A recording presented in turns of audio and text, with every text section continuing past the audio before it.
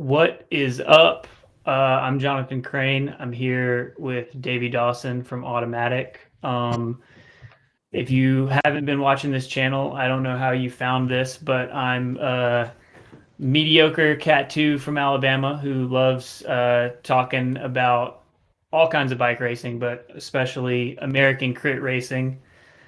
Davey and I have just been shooting the breeze for the last hour doing a tech check that probably should have just been its own podcast. But you want to recap a little bit of the stuff we just talked about? Kind of introduce yourself. Yeah, sure. So my name is Davey Dawson, although known as the Mustache Man in some of the racing scenes and stuff via the commentators and everything. So yeah, I race with Automatic Abus Racing. They're a new co-title sponsor this year. So new full name that you guys can watch out for. Two-time USA Crits champion Tom Gibbons is our go-to guy. So yeah, I do the workhorse work with him and try and beat him in the corners as best I can in terms of everything. So yeah, excited to give you all a bit of a breakdown on Sunny King this weekend and then the season as a whole. So we're gonna get after it. Yeah, I think we'll flip the order. So the first thing we'll do is just go through everything that happened in the off season, all the transfers, the new series, all that stuff. And then we'll get into Sunny King, which is happening this Saturday. Unfortunately, you're not going to be there. You're coming back from an injury, right? Yep. Yeah. So I had a run in with a car back at the beginning of February. So broken collarbone and some various other injuries, broken bike. So yeah, in interim for a little while longer, hoping to be back in the next month or so. But yeah, we'll see how things go. So I will be there. I'm going to be racing the Cat 2 race. And anybody in the chat, let us know if the audio is good, bad, things need to go up and down. I always say that's the hardest part of being live. But yeah, so I will not be doing a live stream along with the stream of the race this weekend because I will be there. I'll probably do a little recap thing after, much like I did last year. With all of that said, let's get straight into all of the transfers and stuff. So I'm going to just run through all these and then we will talk about sort of how that might affect the racing in the coming season. First thing is Jordan Shane. I feel like I should mention him. He's the second biggest. For some reason, he's got a closer picture than everybody else here, but I feel like I need to mention him for all of the Zwift people that watch my channel because you guys would know him from Wahoo Finesse. I think he's on another team, but he was racing like the Premier League Zwift stuff. So it's cool to see him out there in the real world. Other than that, I don't see any huge changes from Project Echelon, but super strong squad as always. I feel like I got to mention this one for all of the YouTube people. Tolly is on Ride Bikes Bro this year, it looks like. So I don't know how much of the national stuff they'll be doing, but they seem to be around at the California stuff. And then CS Velo, another kind of Zwift guy who Canadian / Bermuda guy, which is a crazy dichotomy, but Connor White from X Speed United. And then he was on there was a Canadian team that was going to race USA Crits in 2020. David, do you remember the name of that team? I can't. Hamilton United, something like that. The team with it sounds vaguely familiar, but yeah, that kind of whoever they was never there, I didn't really pay attention to a whole lot. They never actually raced, so I think no one knows them because it was a 2020, a victim of the lost season. Yeah. ButcherBox has got Corey Lockwood, who was on Legion. He was on Semper Poro before that. Kind of a breakaway guy, famously lapped the field or won Redlands by lapping up in the crit or something crazy like that one year. That's kind of a lateral move for them because ButcherBox is like premier breakaway guy kind of from last year. Connor Saley has gone from ButcherBox to the brand new team, Miami Blazers, who also they've got Johnny Brown, former national champion on the road. Frank Travieso, Frank the Tank from Athens, dude who's won. I think he won San Rafael pretty recently, like 2020, 2019, 2021, something Yeah, like that. he won what the Westchester Twilight in 2019 as well, like solo, which was a big thing for him. Yeah. They've also got Clever Martinez, who was kind of the only guy who fully like infiltrated the Legion team last year, the Legion train in the last lap. The only one I saw. Maybe you saw some stuff I didn't see, but on the hill day, the Crybaby Hill day at Tulsa, he was able to kind of get in the middle of that train and almost nip them. I mean, came as close as anybody came. And then so Miami Blaze is a brand new team, so everybody is new for them. So I'm just hitting the highlights with Connor Saley, Frank Travieso, Johnny Brown, Clever Martinez. Let's see, anybody else you think we need to be mentioning there? That's a pretty heavy lineup. Everybody on that team. I mean, the full squad is all hitters. Like everybody's real good in their own right on that squad. So yeah, those guys are going to be a big threat overall. Yeah, I saw them raced with them just briefly at Hammerfest, which is what that footage at the beginning was from. That's probably the only use for my 15 minutes of footage before both of my contacts fell out in the sub-freezing temperatures. Crit race speeds in cross temperatures at night. My eyes were bugging out of my head. Best Buddies also making some moves this year. They've got Curtis White coming over from the cyclocross world. So Cannondale Cyclocross World team has folded, unfortunately. So I don't know if this is going to become like his focus or if this is just a sort of off-season thing for him. But they've also got Ama Insec coming over from Legion. Ama was the one Legion guy at Winston-Salem last year who still won Winston-Salem as the only guy. Sort of he races collegiate from Milligan, kind of another prodigy sprinter. I think that move makes a lot of sense for him because he's kind of in the same mold as a Justin or a Corey in the sense that he's like a big power finisher, and you really don't you only need so many of those on a team. I feel like they probably already have kind of an embarrassment of riches of sprinters. Yeah, Davey, we were talking offline about. So I'll move to talking about Legion now. Justin has broken his collarbone, and thankfully it was not in the race with me. That was when my contacts came out. That was all I could think is like, I cannot crash right now. I can't be the guy who like ends someone's season, this complete rando. So I just kind of, hand up went backwards. But I'm not sure what race that happened at, but Justin has broken his collarbone and he's out. But they still have Corey, who's just as good of a sprinter.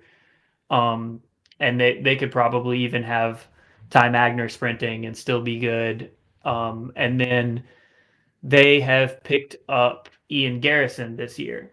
He was on DeKunik Quick Step last year. He's from Georgia, so I've raced with him a little bit. Here he is. Time trial specialist. I think he was like U23 time trial world champion, I want to say. I believe so. Definitely an absolute powerhouse who fits into their whole thing of just making it, 29, 30 miles per hour all day long.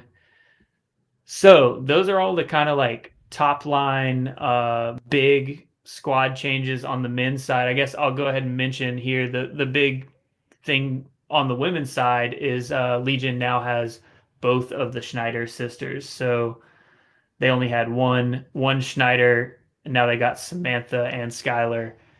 So their women's team is going to be even stronger this year. Yeah, and then I'll also mention they both have both Ryan sisters as well. So Alexis is coming from the Women's World Tour Peloton, in addition to Sam coming back from kind of her interim time away.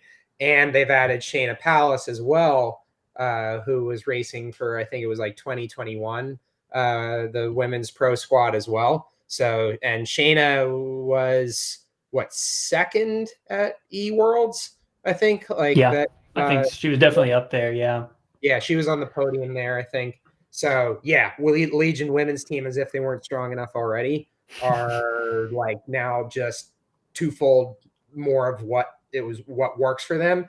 And I've known like Skylar and Sam for a long time, and like, yeah, that's a really good pairing. And I've known Alexis as well for a number of years, and like, yeah, that's just going to be that much more positive, good people, fast racers. Like, yeah, it really makes me happy to see their women's team shaping up the way that it is, because they're all really cool people. So They absolutely dominated the women's race at Birmingham. There were no live streams, but I'll speak briefly about what happened there. The women's race though, they pretty much Legion held it down, setting tempo the whole time, brought everything back. It was their women's squad is firing on all cylinders, much the same way their men's squad is. I'll let you talk through the automatic men's and women's cool. teams for this year. Yeah, so we've bolstered our women's team a bit by adding three new racers so far. Carly Cooper, who had her best finish ever. She was 11th at Birmingham in the women's race. That was her first like full pro women's race like for herself. So that was like huge breakthrough result personally, and a good result for the team. Dagny Bloom is a new younger rider that is real strong. And then Finn Taylor is coming over from United out of Texas, but she lives in Utah. She's really cool. Been in the bike racing scene for a while, and like she's been progressing a lot as well. Like Tulsa last year was a big breakthrough for her, like finishing Crybaby Hill and everything, when she had like very low expectations and like just blew them out of the water in terms of like her actual execution. So we've got some huge add-ins to the women's horsepower on that side. Nice. And then the men's squad, initially before the season kicked off, we added only 2 guys to our men's roster, Andrew Sparks and Nick Carter. So Andrew is out of South Africa. Him, Dagny, our like executive director Lauren, like and others are all on the SCAD collegiate team. So they're kind of, I think that had a bit of an influence in terms of like already teammates, already have a good vibe, like good people, fast racers. Naturally, you want to like add them to your main program as well. Nick Carter is a superstar junior cyclocross, races the World Cup scene for the national team. So he's coming in on board. I have yet to meet either of the guys in person yet, because I've been absent for the beginning of the season right now. And then as of like the last couple of weeks, our super secret weapon in the back pocket is big Aldo Ilisek coming back to the States. And anybody who's known pro crit racing for more than the last few years knows Aldo is about as much horsepower as you can stick into one person. So he's going to be a huge asset for Tom. And I'm really looking forward to having him on my team, like, or in my defense, and teaching me all the things that I have yet to learn, even though I've been racing for 16 years. So I got so a ton to learn there. Aldo was on the UHC Blue Train team when they were dominating everything, and then he was doing was he doing like the Red Hook crit circuit for a minute there when UHC kind of went away? Yeah, so he was on, after UHC, he was on the Alto Sucker team in terms of working with Dan Holloway.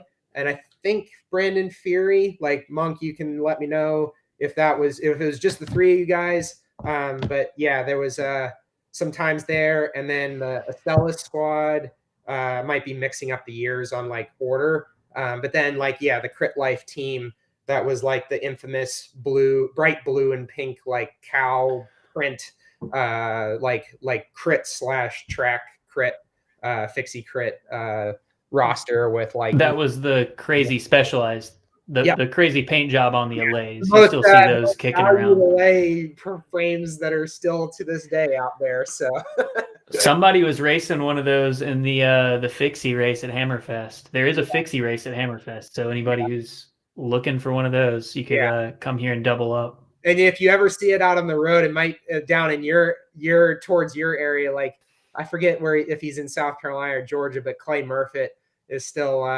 lurking, riding his bike, working as a like sports chiropractor and stuff. Oh yeah, those guys are the real deal for sure. That was I was pretty envious of that squad back when they were really hitting. So definitely a sick look, sick aesthetic. Feel free to go back on YouTube, like just look up Aldo. He had a bunch of GoPro footage that'll give you some perspective on his level. There's a good one of Boise, I think like 2015 or 16 of him rolling next to the UHC train there. And then there's like some last lap footage monster pull at Iron Hill Twilight for Holloway, and him just like riding the whole race off the wheel except for Ryan Atkinson. So yeah, there's some cool like throwback footage lingering out there. Nice. So talking about how all of those changes are going to kind of potentially affect this season, I think the women's side we can go through pretty easy because everyone, like you guys included, I know Butcher Box is also kind of like investing more in their women's team, but like it seems like everyone else is making these marginal steps up, but Legion has maybe even made 2 steps up. So I think we're going to kind of see more of the same on the women's side from what we have last year. I think the men's side with the like you guys have added a lot of horsepower. We got Miami Blazers, which is a completely new team with a ton of horsepower. There are some other like lateral moves. Like it seems like ButcherBox losing Saley and kind of replacing him with Lockwood. That's almost a 1-for-1. But I think definitely like you guys, Blazers and Best Buddies, have kind of stepped up into a level to maybe challenge them. And then you've got Echelon, who was able to get a win in Armed Forces last year. So I think they're like already kind of in that. And I mean, Echelon is, besides Legion, I think they've got the most wins of the year so far. Like, I mean, they're the one of the most rounded teams that I can think of. Like, you throw them in any road race versus a crit versus a stage race versus a stage race crit series. Like, yeah, they've got guys to plug and play as needed, like a video game in my mind. Like, so yeah, Project Echelon is always a huge threat. Like, because it's like one of those any of those guys can win, like a very quick step kind of feel to it, in my opinion. Right. Like the Butcher Box definitely is going to be interesting. Like once I get into the races with them, like, because they added 1 or 2 other guys as well that have some horsepower as well. So it's just a matter of them figuring out their dynamic. I think it might be a similar effect of us and them are in a similar boat of like, we're teams of guys that know what we're doing, but we've never done it together. So we're going to have to just work out the kinks as we go. And it's also like I think Legion, Best Buddies, Blazers, and Project Echelon are in a different stratosphere of budget in a way that like, they all went and did team camps. Like they've all gone and outside of racing spent days together with guys that have never participated with each other. So they've got a hand up at least on that aspect. Whereas like we have yet to do our full team camp with every single guy. And I think like ButcherBox had like one short camp in Florida around Birmingham weekend. So I think we're both on the level, but like just one step behind in terms of like the nuances a little bit. But it'll all come into play as the season rolls along. So speaking of the season, so USA Crits is dead. We're not going to get into all that, but the American Criterium Cup has stepped up. This is the new thing for this year. It's kind of interesting. It's some slightly different races, like in last year when it was USA Crits. Hammerfest was not like a non-series race this year, Mhm. and there's some others like that. Like Athens Twilight is not on this list, but Sunny King last year was not a USA Crits race, and now it's on American Criterium Cup. So the calendar is going to be a little different in that respect. Yeah, I think some of the races that are missing, um, I don't know the detail. I can't speak to the exact details, but I can imagine part of it could be the bit of last minute organization of it. Like the races that are on there, from my understanding, were races that, like, when USA Crits was falling apart, they were like ready and waiting for the organization from the teams to come together, and they were like, "Yes, we will be a part of this." And I think it was kind of like just the matter of timing, and then like you gotta call it at some point. So it's Right. the inaugural year, and it's like, okay, everybody's on board, that we've gotten the yes and like the logistics sorted from these races, and we'll just look to add anybody who is a bit behind the eight ball in the years to come, kind of thing. And there are some like this actually maybe makes a little bit more sense to me because last year you had like Spartanburg and Athens Twilight were part of the USA Crits National Series, but then you also have Speed Week, and this year Speed Week is kind of its own thing that's bookended by Spartanburg on one side and Athens Twilight on the other. So Yeah. Speed Week will be like its own self-contained 1 week series, which I will be at half of. I'm hoping that's the week after my birthday, so I think I'm going to take a little birthday time and do a few of those. Um, and then the big races, like a lot of the series, like Intelligentsia Cup and Gateway. There's just one day of those that is a part of this. But then there's one of the big week long Intelligentsia Gateway, Dairyland. Dairyland is going to be its own like total standalone thing. The way that Yeah, and Dairylands typically is. I don't mhm. remember Dairylands jumping into much national series. Like, I don't remember them being part of USA Crits or like the PRT stuff in the past as much. So they're pretty solid, like long running, like we're okay on our own series. From So to kind of start connecting the dots a little bit, let's talk about what teams we think are going to like maybe focus on this series specifically, who's going to go for just sort of individual stuff. Like I think I mentioned already, like Ride Bikes is probably not going to be doing Sunny King. They'll probably do more of the West Coast stuff, and there are going to be some teams that keep it more regional like that, like Empire is a new crit team, and I think they're probably going to be mostly Colorado. I think they're coming to Sunny King because they're sponsored by Domestique Coffee. I think they're gonna come see the hometown sponsor, but I think other than that, they'll be kind of local. But yeah, who do you see as the teams that are going to be gunning for this whole thing? I mean, I don't know specifics yet, but I imagine it's a little bit of the same effect as last year, like Legion, Best Buddies, Blazers, Butcher Box, CS Fellow, Project, Echelon, us. Yeah, I think it's kind of same deals. Like our squads are built around crit racing primarily. This is We all were focusing on USA Crits last year, and the teams, that's kind of where we naturally thrive, is like that kind of series. So I think that's where more of the same.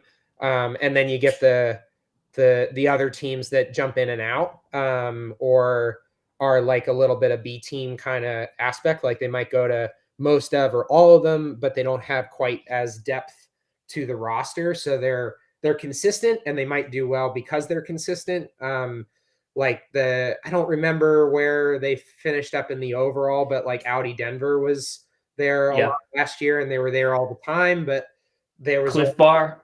yeah, Cliff Bar. Like there was just Cliff Bar is always like Mr. Consistent. I feel like Yep. in terms of they're always right where you expect them to be, and then like they break through at times, like depending on how like the Morvey boys are going, like, or Zach Allison's having a good night kind of thing. Like those guys will have really good breakthrough results, and they've had massive results in the past, and they're like always a threat. I'm always keeping an eye on them. Just a little bit off their past perfect form, from my opinion, but unless I'm just maybe coming up to their level a little bit more, because I think the RV guys and stuff in the past. Right. What I'm seeing from the outside, especially with like Cliff Bar is a perfect example, is that the way they wanted to race those races was just like fundamentally incompatible with the way that Legion was going to race those races. And Legion has the most firepower in the sense that like they wanted to send Malherbe up the road in a small breakaway and him to sprint from that. And Legion was going to keep the pace so high, and they were absolutely going to chase every breakaway all year. And so that small breakaway idea, which is like kind of what Cliff Bar was always gunning for and what they were like built to do, was just obsolete last year. And it's like, how could they have known going in, really? But it'll be interesting to see if some of those teams, not that they necessarily have, like, they are great and they're going to be really consistent, not that they necessarily have the firepower to just come in and like turn the tables on Legion, but if they like switch up their approach based on how last year went. Yeah. And I mean, I think last year was probably the first year ever that every race I did, there was never a break that lapped the field. And that used to be the MO of every pro crit, all season long for the first probably 4 years that I raced as a pro Cat 1. Like, I mean, it was just, okay, there's 20 to 40 minutes, somewhere in there, the break's going. And then you're going to chill for 25 to 30 minutes. They're going to lap the field, and then it's going to be lights out again. And there was years at like Clarendon in Air Force where it's like 2 groups of 8 lap the field. And then there was like another 2 guys went around, and it's like 3 different groups lap the field. And then like another group double lap the field or something. Yeah. Okay, now you don't even know who's on what lap kind of thing. So yeah, it's whereas that is just like not even a thing we're even thinking about. We don't even talk about like who's going to lap the field anymore in our tactics meetings. Like, I think Athens was the only one where that happened last year. Yeah, maybe. And it's just like, and that was left. It's like there was no field left. It was just, there was like what, 15 guys that finished? Yeah, it was just exploded. There was like a small group that lapped, and then another small group. It was like as many people lapped as didn't lap that finished, you know. That one, watching it, it's like, yeah, they technically lapped up, but I think the field more went reverse. Like they lapped, they went back to the front of the race kind of thing, because it was just that hard. Those were just the guys that didn't get pulled. That was an insane race, but that was definitely an outlier. Talking about some of the courses, you know, I'm going to go back to what we were just looking at. But one thing that I've mentioned I had a video about sort of like how can Legion be potentially thwarted, or like what can people do about Legion? And you just mentioned Clarendon and Armed Forces, which longer race. Yeah. What are those like traditionally longer races where the Legion approach kind of breaks down, or more technical races? Yeah. Like Legion still pulled it out in Athens, but they were scrambling. Like I had not seen them just lose control of the race like that. Yeah. So Sunny King is going to be manageable for them, but might have some moments of chaos where they lose control a little bit.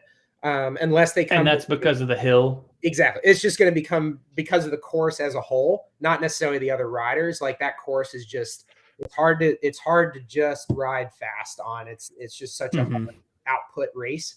Rochester is going to be really, I think that's going to be one that Tom and I are licking our lips at a little bit. Like Aldo's done well there. Tom's done well there. That's a race that I have finished every single time that I've done it well. It's a 10 turn per lap, or like 9.5 turns. And it's 50 laps, which ends up being like just under 50 miles.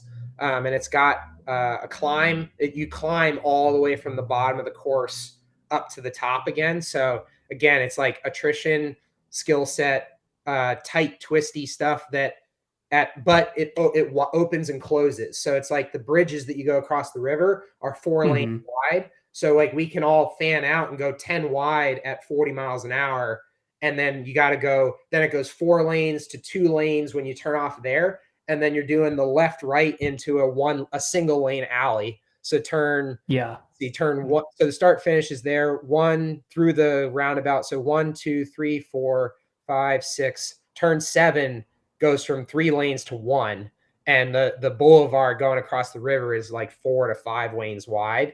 So you're doing this constant wide open, flat out downhill, down through the right, the left, and into the right, and then you're like single file out of those next turns up into the hill.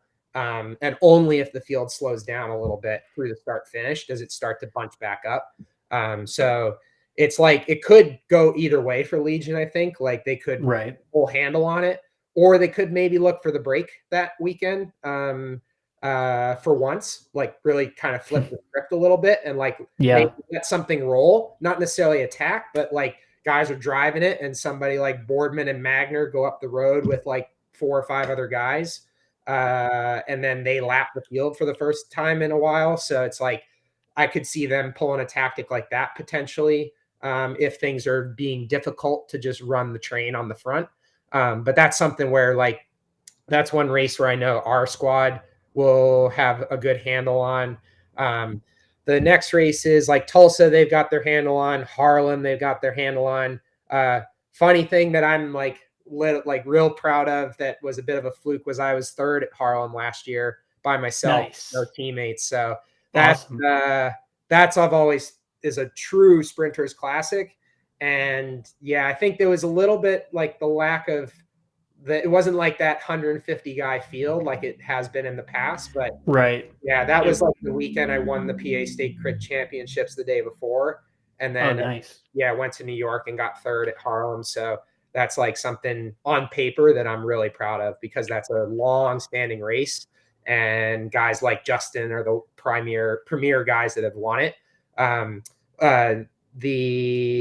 Let's see, what's the next guys? Boise, yeah, they got a handle on that. Salt Lake, obviously, they have a handle on that. Intelligentsia, they got a handle on that. So those are all going to be kind of like the same kind of battle that we saw last year. Littleton is again, the rain really helped us last year with that. Like I feel like that the team felt like we had the best. We took it to them the most at Littleton last year.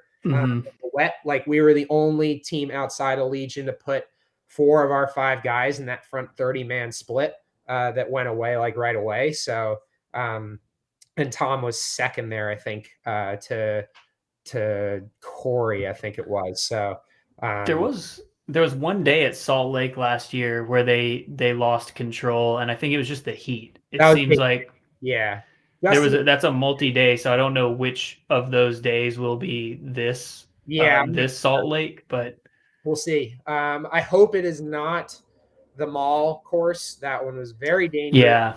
And I've never seen so much broken equipment and bodies on the ground and bodies in the pit and like bodies just standing in line in the pit waiting to be put back in the race because it's so narrow that there were so many guys there that guys were literally just having to wait for 3 laps till they could funnel 60 guys back into the race. So yeah, it's that was a pretty wild one. So yeah, that course is insane. There's like kind of train tracks or something, or like concrete slabs where it gets weird. And for anyone who's raced in Belgium before, the concrete slabs, we call it the Valley of Death. It's about a 2-inch wide, 3-inch deep crack in the road. That like in Belgium kermesses, you will see guys like you'll look ahead and you see heads back and forth like bunny rabbits in a field, like jumping over the crack, like in the middle of the group. And like we were having to do that. Wasn't like perfectly parallel, so you could kind of like ride across it like train tracks, but there were definitely some points where guys were having issues with cracks because the road at like snake through there, and you really had to remember where the points were and either jump it or have your tires going at the right angle. And then you're like hitting bricks, then you're hitting concrete slabs, then you're hitting asphalt, and then you're buckling into that first turn. And yeah, like some like again, like for guys that have good handling skills, like stuff like that plays to our hand, but it's not fun to see guys crashing out of nowhere and a lot of guys getting hurt. And like talk to some of the guys, and like they went down 2 or 3 times and broke their bikes, and then the pits ran out of spare equipment, and they were okay, and they couldn't get back in because of all that. So there's an Yeah, issue there when you see that happening to more than a couple guys. that's less than ideal. So there have been, so I hope that changes from last year. Which Salt Lake race is the points race? Speaking of the points, point structure is going to be a little bit different this year for the American Criterium Cup series. And basically, what I see looking at the points tables here is that they don't go quite as deep. So they only go 20 deep, and then there's also these preem competitions are a little different. It's not like a first lap preem. So there's one 7 laps in, one mid race, and then one 7 to go, and those do count for the overall. And then also only the top 3 riders for each team get scored. So if Legion goes 1 through 6, they're only going to get the points for 1 through 3. Yeah. Yeah. I wonder if that means this is something I'm like just realizing. If Legion went 1, 2, 3, 4, do those 4th place points just go away? Because that would be kind of useless. Or does the person who actually got 5th bump up? Like, do you see what I'm saying? If one team gets more guys in the top 20, could they potentially go deeper? The It's points like potentially get bumped down. If that's the case, it'd be like the anybody who's ever run cross country before, like in high school or college. That was always a strategy. You had 7 runners. The first 4 count towards placing overall, and then the next 3 guys would displace points. So I'm not sure if how that's going to work. That will play a factor in terms of if it does displace like 4th place, and it's like the guy gets 5th place points and not 4th place points. Mm-hmm. I mean, honestly, yeah, it could go either way. I think from a calculation standpoint, it'll be easier to run it as displacement, just for the sake of math and quick, efficient results. Right. We'll see how they play it out in terms of it. So if it doesn't work that way, then you basically have like 3 expendable riders, which kind of plays more into the hands of like a Legion type tactic where you can just completely put someone on the front and burn them, and they can just pull off. That's what they did at Birmingham. Is they only had 3 riders. It was just Justin, Ty Magner, and Ian Garrison. And best buddies, Miami Blazers. They were sending stuff up the road, but it was small moves, 1s and 2s getting away, and then with probably 10 or 12 to go, Ty went to the front and just did 4 or 5 laps at his absolute maximum. And when he was done, he didn't like pull off and slot back into the group. He pulled off at the pit, and then it was Ian's turn to do the same thing. Ian brought the brake the rest of the way back, and when he was done, he just pulled off into the pit. Whereas if you were trying to eat up points, it might be worth trying to slot back in around 20th wheel when you're done with that pull, and just see like maybe I can hold in this points zone. Yeah, that'll be the biggest difference is how you tactically use the guys after their maximal effort. Like do you tell us to stay in the race and do the best you can, but it also, because it only goes 20 deep for points, it's going to be hard to like slot another guy number 4, 5, or 6 into that top 20 for displacement. So it's probably going to end up, if it is a displacement factor, it'll probably be more of, if it happens, that's convenient and good, but it probably won't be a priority because that top 20 is usually pretty consistent of the fast guys. Like it's hard to actually cross the line in the top 20 and not have and having done a maximal effort prior to that. Like, so Right. yeah, unless you're residually pulling off like Alec or Ty Williams sometimes does out of the last corner, and you're basically off pedaling the last 100 meters, but you dumped them off like you did your effort from 400 to go to 100 to go. So yeah, it's more probably going to end up realistically being a matter of convenience. Yeah. with that points table also, and just the number of races on that, I wonder if we're not going to see Legion. Legion kind of like didn't prioritize the USA Crits, or yeah, the USA Crits series last year toward the end of the season. I wonder if they will do the same this year. Same thing with like Project Echelon splits themselves. They're not just crit focused the way a lot of the other teams we're talking about are. So we might see a Legion or a Project Echelon like eating up a bunch of those points, and then later in the season they're doing Redlands, they're doing some other stage race, the few of those that exist, or their priorities are just elsewhere. So they've eaten a bunch of points, but then that leaves the door open for a team like you guys to just be consistently getting guys in that like 5 to 10 range, and suddenly all those Legion points are kind of, they've taken them with them. They've taken their ball and gone to the stage races or whatever. Yeah, we'll see how it plays out. I don't know for sure who has committed to the whole thing or what their detailed plans are. It could also be a thing like see how the first few races go, have a focus on it, and then if guys like maybe Justin, Magner, and like Boardman will just speculate all end up with good points consistently for the first like 3 or 4 races. Maybe a decision's made and it's like send those 3 guys for some of the later races and stuff if they don't feel like sending a full squad, and pull a Birmingham kind of effect where it's Right. like, all right, these are the guys that matter. They can they can do the job themselves. It won't be as easy, but they're still perfectly capable together. So this is making me realize there was a whole thing with Legion that was like gonna be their thing in 2020 that kind of never like materialized. I think partially because of the lost season, but their like early pitch for the team was that it was gonna be like 2 teams, and there was gonna be like a Justin led crit team and like a Corey led like UCI more like stage racy team, okay. and they never really did that. But I'm just realizing like that might be the way it goes, or like sort of inverse maybe, since Justin is going to miss the beginning of the season. I mean, who knows how long he'll be out with the collarbone? I guess you could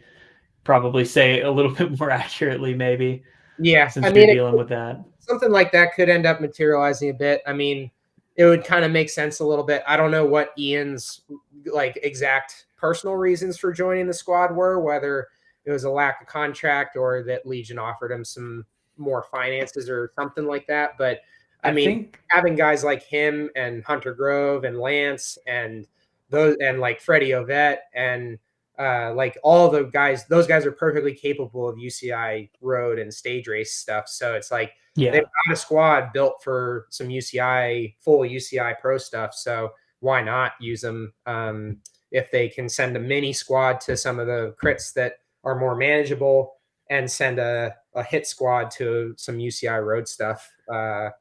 They got the budget, so doesn't. Yeah. Yeah. That would change the dynamic a lot at the crits, because we wouldn't see that 8 deep Yeah. or 6 deep where Legion's rotating 2-3 Yeah. guys the whole But time. that's where you got to respect him, is like Ty and Justin and all, like each one of those guys were doing it by themselves, like before any of this existed. And like they've done it with teams, they've done it by themselves. Like Ty, yeah, like Ty's like a mastermind of the small 3-man hit squad. So like even if anybody's doubting anything, like I know Ty will just talk them right into the plan that's going to work and stuff. So yeah, that's the thing is about their squad is so deep and it's got so much talent and so much strength that even if there's only 3 of them showing up, it's still just as much of a threat. So Yeah, definitely.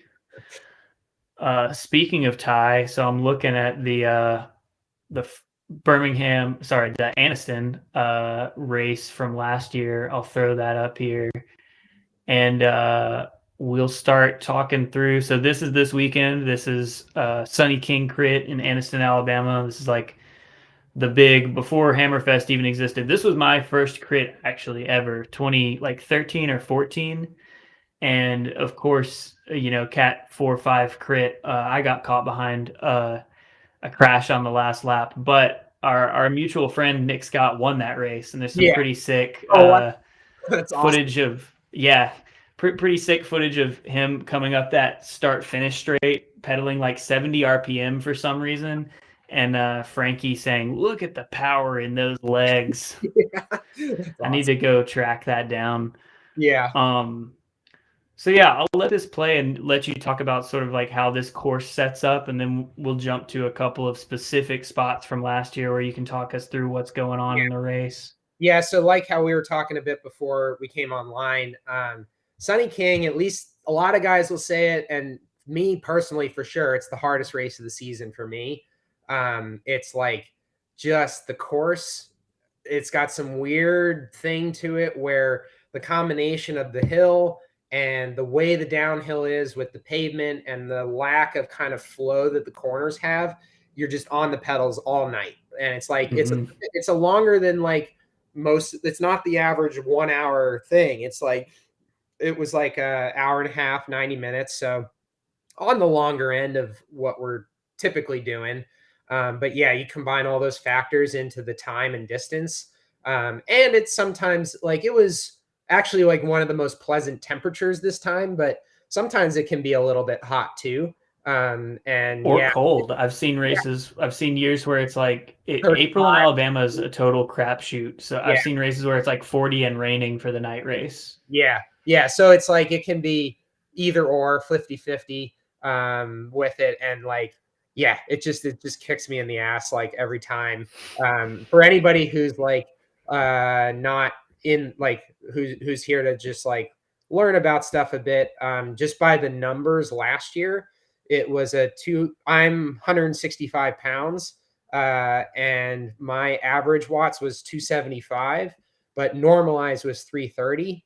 And we averaged 28 miles an hour for almost 42 miles, and then with 1,800 feet for anyone who's keeping track of stuff.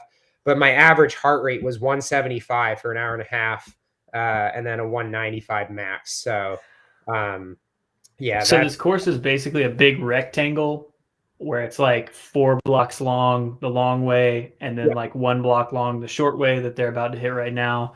yeah, And the whole rectangle is tilted. So you go up the long way one time, flat across, down the long way the next time. So that's yeah. why that normalized gets so high, because you're spiking power really high every time you go up that hill. Yeah. And actually though, it's that's like a smaller gap between what I normally see as an average to normalized. There's like some races like Clarendon at Armed Forces, like the normalized will be even a little bit higher. But the average is more down in the 250 kind of range for it. So that's more from the corners, but I think this one, the gap's a little bit closer because of pedaling on the downhill more than other courses. So, yeah, if you want to jump through some of the timestamps we got, we can talk Yeah. those points. First one you got here is 136.42. I just about nailed it, but this is going to be about corner 3 and 4 right Yeah, here. this is out of turn 3. You can watch me about 7 wheels back, how I pop to the Here it left is. there. So one of the tricks I use is that rain gutter over there. Sometimes the outside line in turn 2 is my go-to, or turn 3, I'm sorry, every lap. And sometimes you get pinched a little bit on the outside, but the fencing opens up. So one of the tricks that sometimes you can sneak into is using that gutter to either carry momentum, move up, or just like not hit your brakes. Like one of the big priorities on this course is not hitting your brakes. Like turn 1 is the one point in the course where it's like you get to chill out a little bit, but like it tightens up and guys kind of go all over the place because we're all cross-eyed from coming up the hill so fast. And it's like the priority, all I'm ever thinking about in turn 1 is just don't hit my brakes, because it's like this is the one point I have to like chill out and like be okay. Right. So It. then corner 2, you come out of corner 1, and then Yeah, so you talked about, I remember in your stream last year, you talked about the bush being a key marker. Yeah. The funny Between thing is 2 and 3. yeah, that bush is a little bit far up for my like breaking point and like where I start to like think about the corner.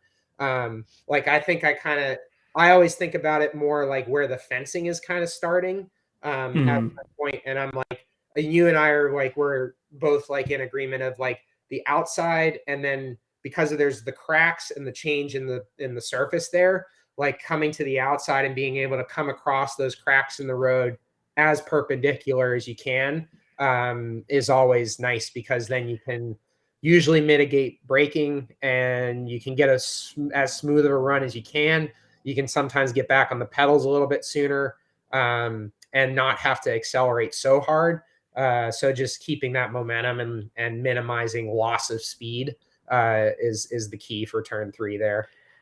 I think my take on that on the bush thing may be slightly different, because some of it, like my race bunches up a little bit more because it's not, Yeah. like we don't have Legion setting tempo the whole time. So a lot of it is just not getting boxed in and not getting stuck surrounded by people who are going to break a ton in the corner. Yeah, so you can see So there. Yeah, like yeah, there's the bush. fencing, you saw me pop out.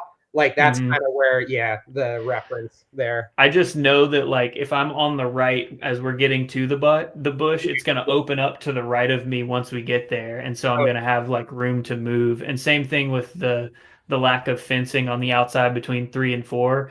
You can really, it's not even just the gutter you can use. Like you could get all the way up on that sidewalk if you needed to. So yeah, if somebody botches it in corner 3, or like there's always people slow, and in the 2-3 race there's always people slowing down more than they need to between 3 and 4. yeah, And so worst case scenario, like you can go way outside right. It just, even though I don't think I did it at all last year going way wide right, it gives me more confidence to like stay off the brakes, knowing if the guy in front of me pulls them, I yeah, can get yeah. out there and not have to touch it. Yeah, the crazy thing is I've never used the sidewalk because it's literally like a car racing aspect of the margins are so tight that, and we're going so fast that if I go all the way out that, where it's literally more distance to the point of losing wheels like between 3 and 4. So it's like it's literally just like, okay, do it just to not hit the brakes, but like you Yeah. got like be right back on the pedals. And like between 3 and 4 it's like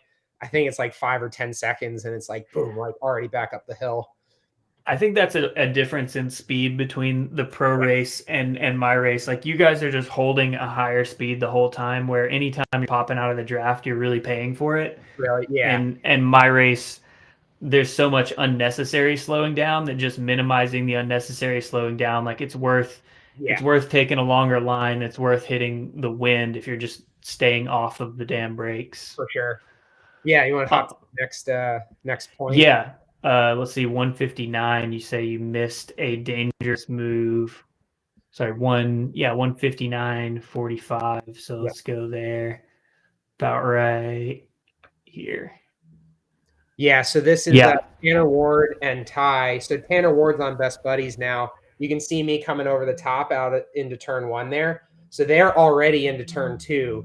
I saw them go up the hill and I was a little out of position. And this is still like relatively early in the race, and I'm covering for Tom. It's just me and Tom there, nobody else from automatic. And he's the priority. So I'm doing the heavy lion's share of the work. And that's Hernandez. Yep. And I forget if that's the dude from Project who won Clarendon last year. And then there's Clever. So I'm like, Yeah. well, if this is the move, that's all the guys that I would expect to be in it. And Yep. just like, this is just like an empty the tank moment. Like, because that could easily and probably should have just rolled away. Yeah. Last year was such an anomaly of like, literally we were all shaking our heads a bit at like, how did this come back together over and over and over again? Because there was like, it was probably just the lack of team structure. Like there was so Mm-hmm. many of us that were so strong. Like there was only, I think, like 60 guys in the race last year, but it was like 55 of those 60 guys were like the top of what you could have put another 100 guys in there. And these are still the same 55 guys that matter, like kind of thing in terms of Right. the way that the race could have played out. It's just the tactics would have been a little bit different with more team structure, but because there wasn't that, we were all just literally in a cage fight, just like beating the crap out of each other Yeah. So like, and like I didn't make it across, but again, it was like all night. It was just a matter of like keep it moving, keep the field going, like try and close it down, keep guys motivated, and maybe they'll bring it back. Like Project Right. On had the most guys in the race, but like if they put a guy up there, that nullifies everything from them. Yep. So, yeah, so it's like again, like there's me. This is a different point in the race, but again, Tanner's going up the road, and one of the gateway guys. Again, those dudes can roll it, so I'm just trying to keep the momentum Yeah. moving. Like You're doing the donkey work. yeah, it's just the two of us, so it's better for me to burn all my matches spread out like this, just keeping the field together because Tom can take care of the rest from there. So yeah, it was that was the only thing that I had on my mind all night, basically. Yeah, it was crazy how this one kept coming back together. And like these moves that just are like two up coming back makes sense, but the one earlier that was like 6 and it was all heavy hitters. It was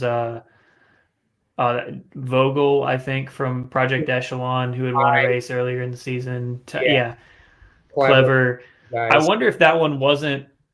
So that one was like 30 minutes in. What we're seeing now is 10 minutes after that, basically. But I wonder if that was just so early that everyone saw the threat of it, that like those are all guys who could win the race.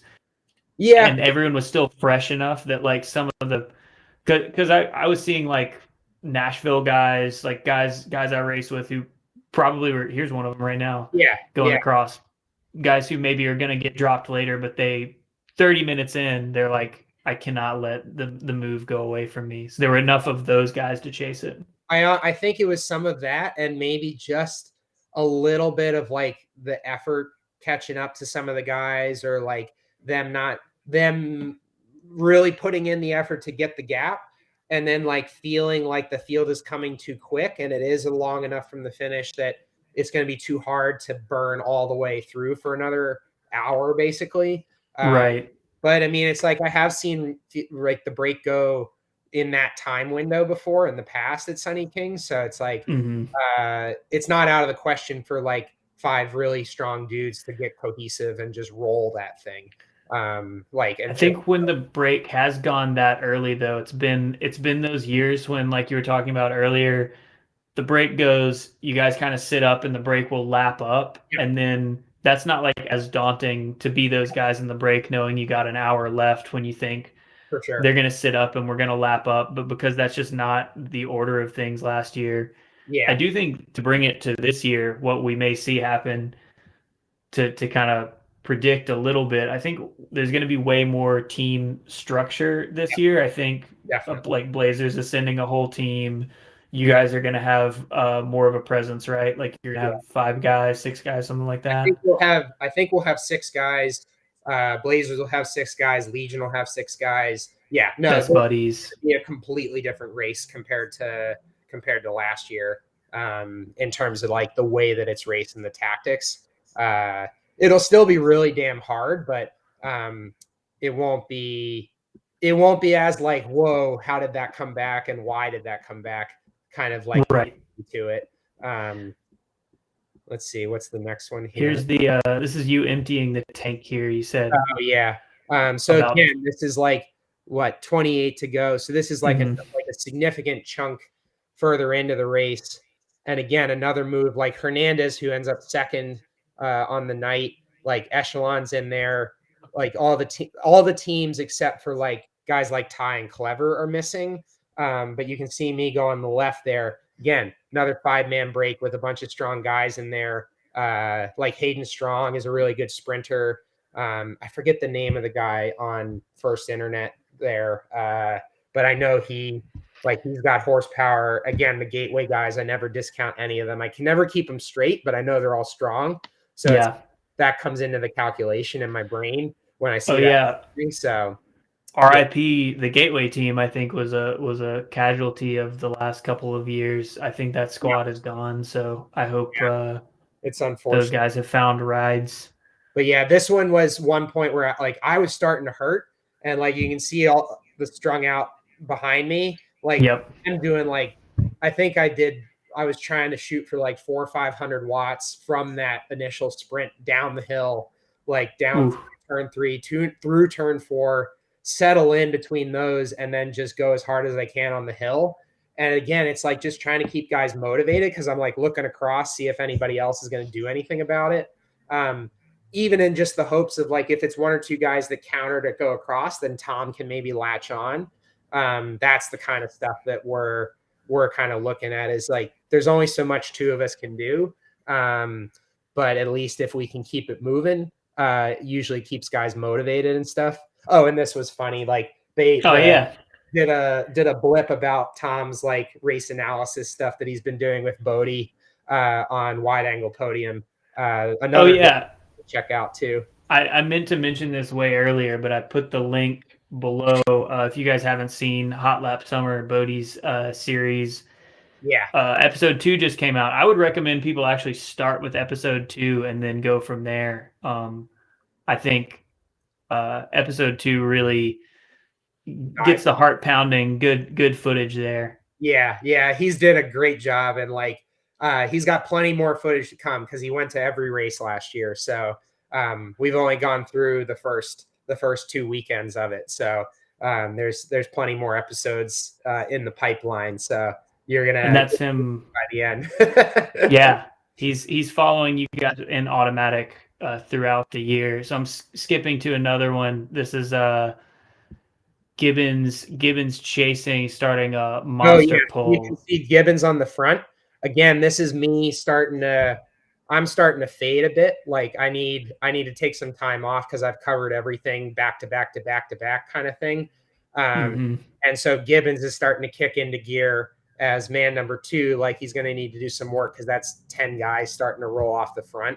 And again, like Hernandez is in there, Clever's in there, Gateway's in there, Echelon's in there, Ward's in there, Brandon Feary's in there. It's like, okay, like 6 of the 10 guys. Artem Schmidt's in there. Like Artem Schmidt, Frank Travieso. Yeah, it's like every single one of those guys is a threat. Yeah, it's like, all right, well, this is gone. But you can see Gibbons is like, obviously, he's like, all right, time to pull this back. And then watch me come through last wheel here. Yep. So like I was literally like, I probably chipped a tooth, like grinding teeth, like trying to hold on, and I'm like, oh man, this is Tom doing this to me. But like we didn't have a choice. Like 10 guys are up the road. We got to do something about it. If this is race over for me, at least we're here with only 21 to go instead of like 50 to go. So right, you can still see me there, just like cramping up, like just miserable. And then you can skip to the next one. Yep. Let's see. This is both of you guys getting dropped, I believe, is what you said there. There was like another at 227. There's another point again of like revamped, another break going. Yeah, there goes Travis, Hernandez, and Clever. And then like basically I saw that, and I'm actually in this third group. So there's another group in between these two, and it's like again replaying the script of like just treat it like an interval, go as far as I can, practically theoretically close my eyes and just bury myself until I can't go anymore, and hope somebody else fills the gap, and hope that it comes back together. So yeah, I think because like you guys are going to have a full squad, and I think the reason these moves that on paper should go, because they have representation and they have guys who are like capable of riding that hard for that long, especially like within these last 20 laps. I think we're probably not going to see it raced like this coming year, because there are going to be less of these little these little smaller hit squads like what you guys had last year. So I think a move that goes with the right representation, there's going to be a plurality of the field that then like has a guy there and they're content to sit back. So it may be a little bit less crazy. The breaks that get distance will be a combination of talent, the right combo, and then when the field decides to let it go. It's like, okay, we're happy with that. Like that's usually when the break that laps the field. It was a twofold process of the right guys in the move, and then the guys at the front of the race in those teams shutting it down and being like, oh yeah. And then you can see me and Tom at the back here. So we didn't even know that we were where we were in the group because we were both so outside, and we didn't know that there was like nobody else behind us. And you don't even see it on the camera. Those guys that were behind us are done and pulled, and Tom and I are even further off the back of the group, just like trying to drag each other back. I've had that feeling at this race before. I think the hardest, I've said this many times, the hardest 30 minutes of my life was this race when I was a 3, probably 4 or 5 years ago. But it was like I kind of started at the back, and it's a really short race, so it's just hard the whole time. But what kept happening was it was like strung out like it is right now on the screen. And much like you guys, I was at the back. But I didn't think I was at the back, but everyone behind me would get shelled. And then I would realize 5 or 10 wheels up, someone was letting it go. So I'd have to like come out in the wind, go across to the group up there. And right as soon as I would get to that group, it was like rinse and repeat. Like everyone who had been behind me, they're off. This is now the back again. And someone 5 wheels up is letting it go. And it's like being Mario, like jumping to those platforms that like fall. You got to jump to the next one immediately. Yeah. I think watching this turn, see, that's the two of us 5 seconds off the back of the field there. Right. And we didn't even know that was the case until we watched the footage after. But you can see Hernandez go here. The only reason we got back in was because the field shut down a bit. But that was the moment that the winning move went. So it's just like not really anything that we did wrong. It's just like you can only do so much. You don't like when the race is raced like this, you just have to take the hits and hit back. And sometimes you swing and connect, and other times you're not in the batter's box kind of thing, like at the right moment. And like Tom and I were just so focused on getting back into the race that like we didn't even know that what was going to be the winning move was going at the time. And then again, that kind of from here on out, the race just played out with Tanner and Hernandez working together, and the field was kind of gassed. And once they got the gap, like everybody kind of resolved to third place. And that is what allowed Tom and I to kind of like chill out, gather ourselves. Once we knew that we were racing for third, it's like, okay, we're not doing anything crazy for the last 15 laps now. It's time to chill, recover, and like focus for the field sprint. And that's kind of where our heads went from there. I know I talk about this a lot, that it's easy to beat yourself up after a race and be like, oh, I covered all of them except the one that went. Yeah. But the thing, or like, this is something I talk about with my current team a lot. It's not that you did it wrong. It's like literally, it's like quantum physics, like observing the phenomenon changes the phenomenon. Like if you get in the break, because you don't know what other people's calculations are, but a lot of times it's like maybe there's another team who's just said like, if someone from that team is in it, we're chasing it, or if it's more than this number of guys, we're chasing it, or if it's before this point in the race, we're chasing it. So a lot of times it's not that. It's like if you two had chosen not to chase one of those, if you specifically had not been doing the thing where like anytime it lulls, you just come to the front and make it fast and keep it within striking distance, then it was like, if you had made that choice, one of the early moves could have been the move. It's totally. And it's like, most likely would have been. Tanner had been doing this all night. So it's like, it just so happened that the lack of pace from the group behind and sometimes that's a secret in bike racing, is like, you just need to get the gap. Then all you got to do is ride the same speed as everybody else. Cause it's like, not all night anyway. So that's this one secret sauce to breakaways that people forget sometimes, is you don't need to ride faster than everybody the whole time. You just need to ride faster than them for a certain time, and then you're good to go, kind of thing. And sometimes a little harder to hold the same speed, but then again, sometimes it's not, because everybody loses the gas, and then it's like, oh, okay, cool. Now we're smooth and even and consistent, and that plays to guy's strengths as well. So and on a course like this, like with corner 3, I mean, would you say that if you're by yourself, you can go a little faster through corner 3 every time because you're just not like shoulder to shoulder with people? So it's more just it's not necessarily faster speed wise, it's just faster, or it's more efficient. because Yeah.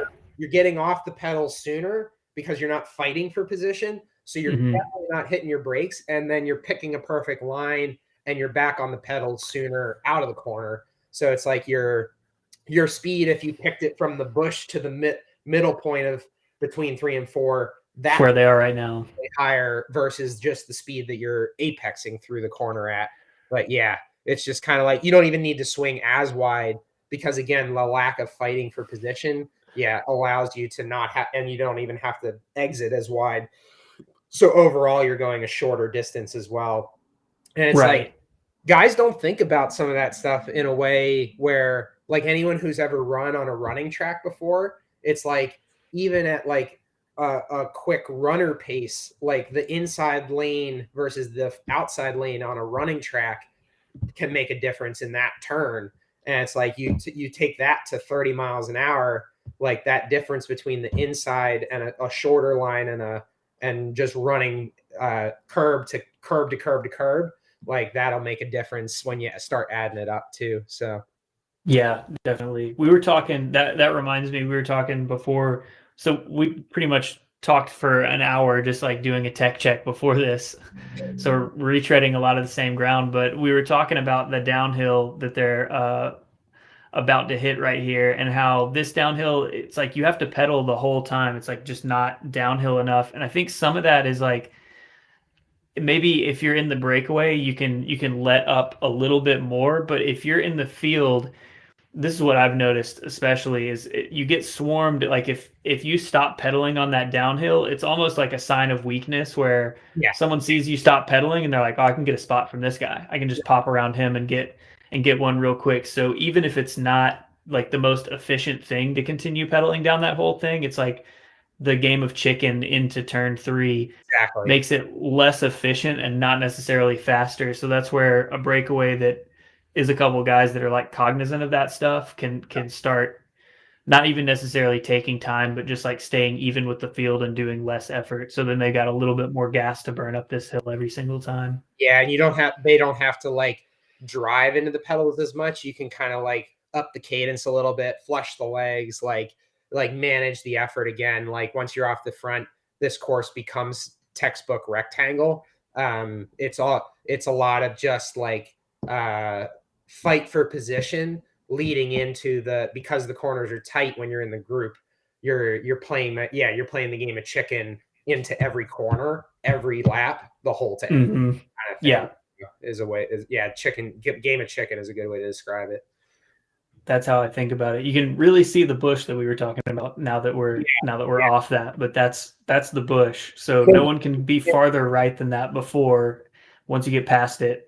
And it's not as much of a concern this deep into the race when you guys have dropped 2/3 of the guys who started, but when it's a gigantic group and you're really fighting for every spot, that's when those little tidbits come into play. Yeah, it's interesting because like that's your point to move wider. But in our race, the game of chicken is so hardcore that if you swing all the way to the curb there, the fencing is in the road, like where you start to like line up your apex.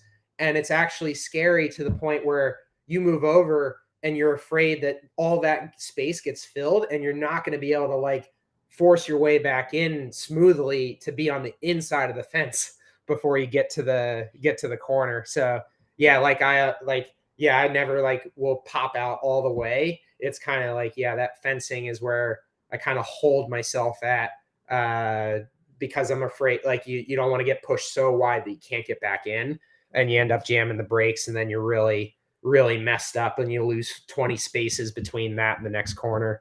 So yeah, mitigating those mistakes. But sweet. I think that's pretty much everything on last year's race. The way it played out, the tricks that we're using. Yeah, last year was a bit of an anomaly compared to how Sunny King normally plays out, I think. But it was a cool way that the race was raced. And then this year will definitely be a little bit more of the team tactics of normal, because there's going to be so much strength in numbers, and the field will probably be over 100 guys again this year, like normal. So that'll play a big factor too. But again, that game of chicken will become like amplified again. So the race will probably be just as hard, but yeah, our mindsets would have to be a little bit different from where we were just in the gutter, swinging as hard as we can every time. Yeah, exactly. So that's kind of we're going through this race from last year to sort of take a look at it before it happens this Saturday. It'll be streaming live. I will be there. I said this at the top, but there's some people who have jumped in the chat since then. I won't be streaming this one live, but we'll probably do some sort of review when it actually happens. But as we're watching the final laps here, another good question I see from the chat, and I guess we'll go out on this one is Joe's Guitar Shop asks a workout or a technique to keep from getting swarmed in the last lap. So I think you're probably the man to talk to about this, because that's kind of your job a lot of times, is to keep Tom up there as those swarms are happening. So yeah, it's if you have teammates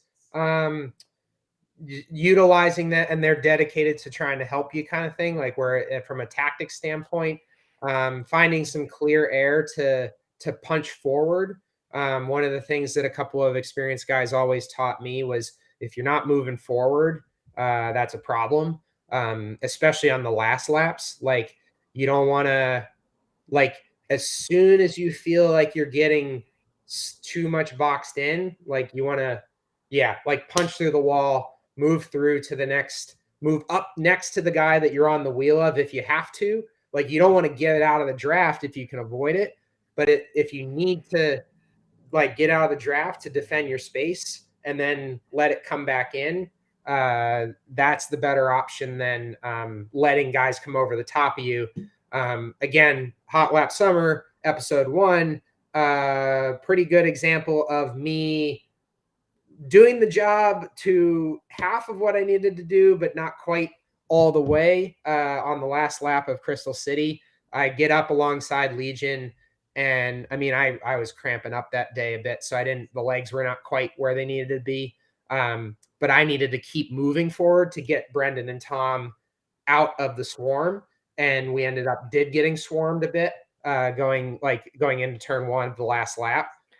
They kind of fought their way back out of it a little bit later, but that's if you want to go back and watch that, that's a good example of being in the right position and then botching the swarm a little bit. So yeah, if you want to visually reference that, that's a spot that you can check it out. So I think the key takeaway there for someone who's racing solo is, like, most of the race you're thinking about racing efficiently and how to not put out energy you don't have to put out with all these little tips and tricks we've been talking about. But that sort of shifts in the last 5, or whenever it is you're getting swarmed, to the question asker, whenever that time is you're getting swarmed, that's when you need to switch from I'm trying to ride as efficiently as I can to I'm trying to look for holes and go through those holes. I'm sure any door that's open, you're going through that open door within reason. You're not going off the front, but you're staying as close to the first,